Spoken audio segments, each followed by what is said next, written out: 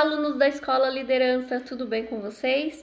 Estou aqui na nossa 8ª aula da disciplina Ética e Postura Profissional de Enfermagem 1. E agora nós iremos falar sobre a Lei 7.498 de 1986, tá? Que ela dispõe sobre o exercício profissional da enfermagem, né? Ela vai falar aí quem são considerados enfermeiros, técnicos, auxiliares de enfermagem, qual é a atribuição de cada categoria profissional, tá? Essa lei, ela reveste aí, dispõe sobre o nosso exercício profissional. Eu espero que vocês gostem dessa aula. Lembrando que essa lei está em PDF aí no portal, né? Vocês podem ir acompanhando enquanto eu estou lendo e até mesmo exemplificando alguns artigos e parágrafos dessa lei. Então, vamos lá? Aqui. Vou aumentar aqui um pouquinho. Lei 7.498 de 1986 dispõe sobre a regulação do exercício de enfermagem e de outras providências. O Presidente da República: faço saber que o Congresso Nacional decreta e eu sanciono a seguinte lei. Artigo 1. É livre o exercício da enfermagem em todo o território nacional, observadas as disposições dessa lei, né? Então, se eu adquiro, né, um diploma aqui no estado de São Paulo, né, eu sou considerado um profissional de enfermagem, tá? Então, eu posso exercer a enfermagem em outro estado, em Mato Grosso, em Minas, desde que, claro, né, se eu retirei o meu Corém no estado de São Paulo, para exercer a minha profissão em outro estado, eu preciso fazer a troca do meu, da minha carteirinha profissional, do meu registro nos Coréns, tá bom? Isso eu posso exercer a profissão, só que eu tenho que me atentar aí quanto ao registro, né, a categoria dos Coréns aí referente aos estados, tá? A enfermagem e suas atividades auxiliares somente podem ser exercidas por pessoas legalmente habilitadas e inscritas no Conselho Regional de Enfermagem com jurisdição na área onde ocorre o exercício. Então, só posso exercer atividades de enfermagem desde que eu tenha o registro lá no Corém, tá bom?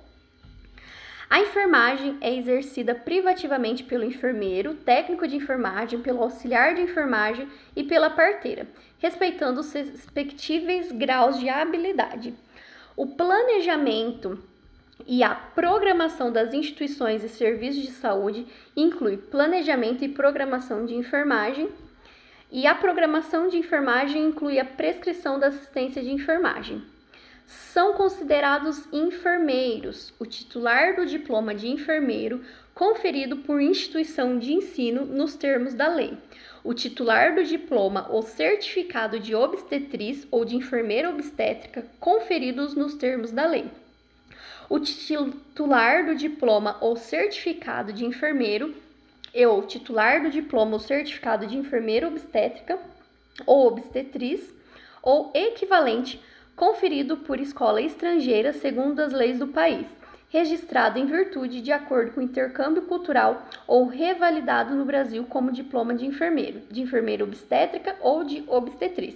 Então, se por um acaso, né, eu estudei fora do Brasil, né, e eu quero atuar aqui no Brasil, eu posso? Posso, desde que passe aí por uma revalidação do certificado aqui no Brasil, tá?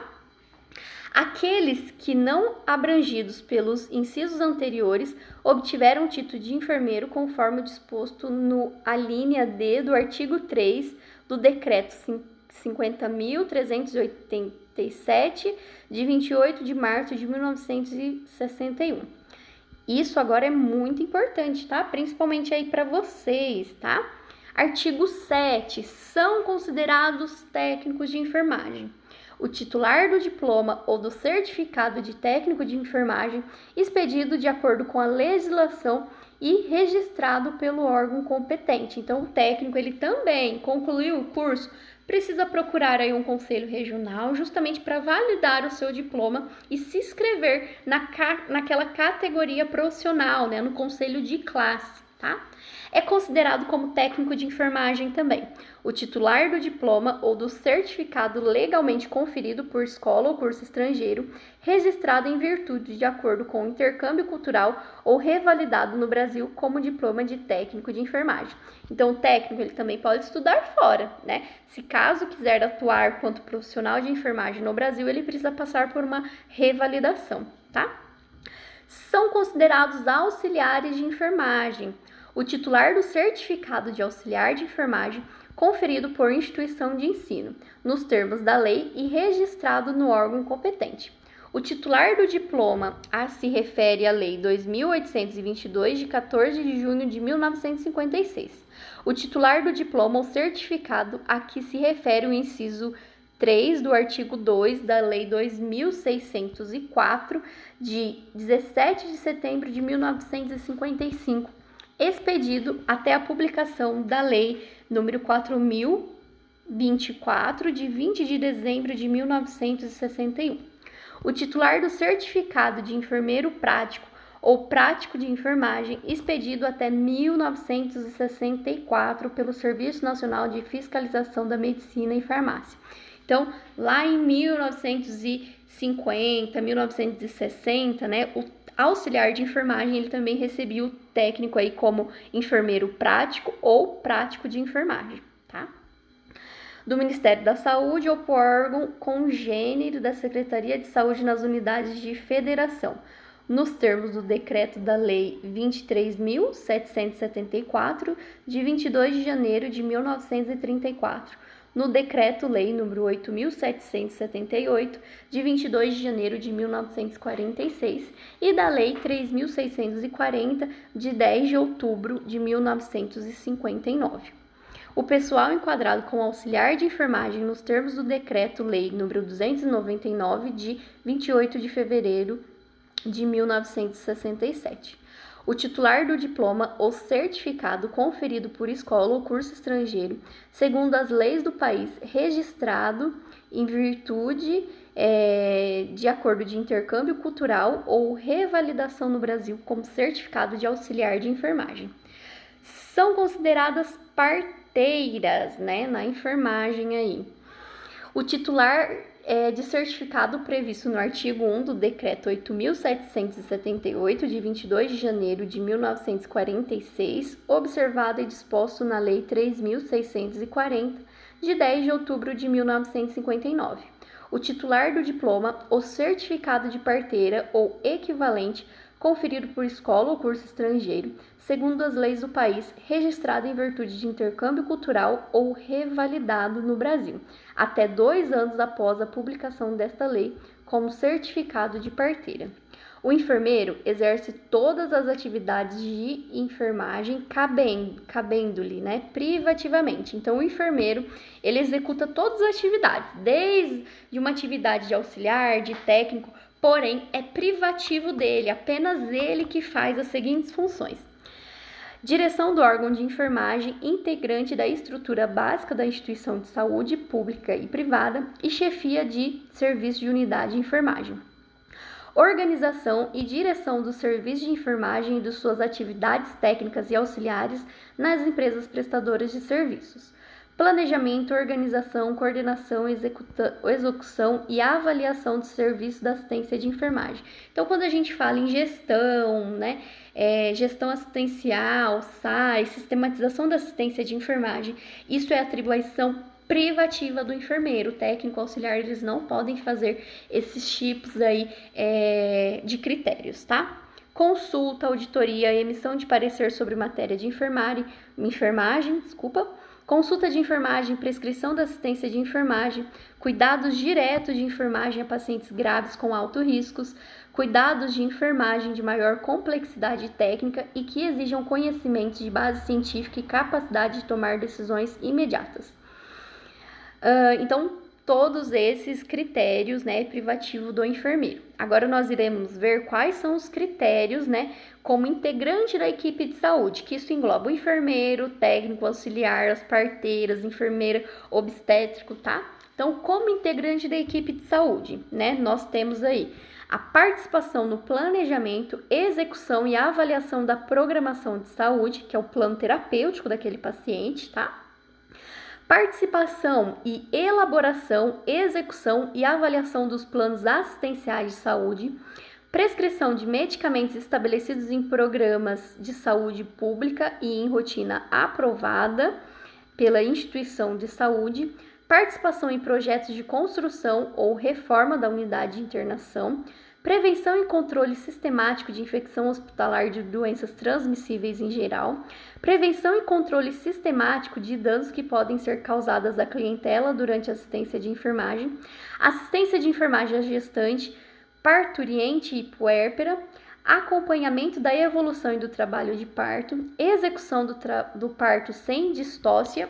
Essa distócia aí é aquele pique, né? Então, se o parto for normal, natural, sem o pique, né? A gente costuma dizer aí que é um parto sem distócia, tá? Educação visando a melhoria da saúde da população, e no seu parágrafo único diz que as profissionais referidas no inciso 2 do artigo 6 desta lei incube ainda assistência a parturiente e ao parto normal, identificação das distócias obstétricas e tomada de providência até a chegada do médico, realização de episiotomia e episiorrafia e aplicação de anestesia local quando necessária, e o técnico de enfermagem exerce atividades de nível médio, envolvendo orientação e acompanhamento do trabalho de enfermagem em grau auxiliar e participação do planejamento da assistência de enfermagem, cabendo-lhe especialmente, então aí é critérios específicos do técnico de enfermagem, né? Participar de programação da assistência de enfermagem, executar a assistência de enfermagem, exceto as privativas do enfermeiro, observando e dispondo o parágrafo único do artigo 11 desta lei. Participar da orientação e supervisão do trabalho de enfermagem em grau auxiliar. Participar da equipe de saúde. O auxiliar de enfermagem exerce atividades de nível médio, de natureza repetitiva, envolvendo serviços auxiliares de enfermagem sob supervisão, bem como a participação em nível de execução simples, em processo de tratamento, cabendo-lhe especialmente observar, reconhecer e descrever sinais e sintomas, executar ações de tratamento simples, né? Com um exemplo é verificação de sinais vitais, né? Prestar cuidados de higiene e conforto ao paciente, então o auxiliar de enfermagem pode realizar procedimentos de banho, tá? Participar da equipe de saúde. As atividades referidas nos artigos 12 e 13 desta lei, quando exercida em instituições de saúde pública e privada e em programas de saúde, somente podem ser desempenhadas sob orientação e supervisão do enfermeiro, né? Então, uma unidade básica de saúde, né? Se não existe um enfermeiro, o técnico e o auxiliar de enfermagem não podem exercer determinados procedimentos invasivos, porque precisa-se de uma supervisão de enfermagem, tá? Que no caso seria o enfermeiro. Artigo 20. Os órgãos de pessoal de administração pública direta e indiretamente, federal, estadual, municipal, do Distrito Federal e dos territórios observarão no provimento do cargo e funções e na contratação de pessoal de enfermagem de todos os graus e preceitos desta lei. Os órgãos a que se refere este artigo promoverão as medidas necessárias à harmonização das situações já existentes com as disposições dessa lei, respeitados os direitos adquiridos quanto o vencimento e salários. O pessoal que se encontra exercendo tarefa de enfermagem em virtude da carência de recursos humanos de nível médio nessa área, sem possuir formação específica regulada em lei, será autorizado pelo Conselho Federal de Enfermagem a exercer atividades elementares de enfermagem, observada no disposto do artigo 15 desta lei. A autorização referida neste artigo, que observará os critérios baixados pelo COFEM, somente poderá ser concedida durante o prazo de 10 anos a contar da promulgação desta lei. Então, lembra em alguma aula que eu comentei aí com vocês, né, que existiam os assistentes de enfermagem, que hoje já não existe mais essa profissão, né? Pensando em categoria profissional, né? É o enfermeiro, o técnico e o auxiliar de enfermagem, né?